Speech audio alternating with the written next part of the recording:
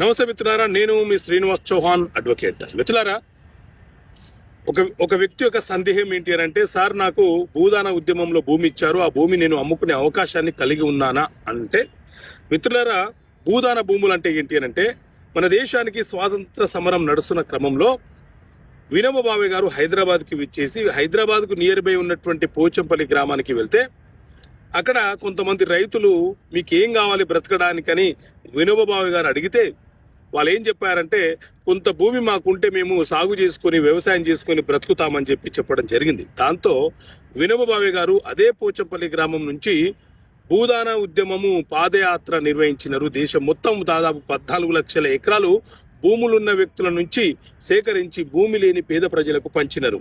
So దీన్ని పెద్ద ఉద్యమంగా భావించి కేంద్ర ప్రభుత్వము భూదాన్ యాక్ట్ అనే చట్టాన్ని తీసుకొచ్చింది. అలాగే భూదాన్ బోర్డ్ అనే ఒక బోర్డుని కూడా ఎస్టాబ్లిష్ చేసింది.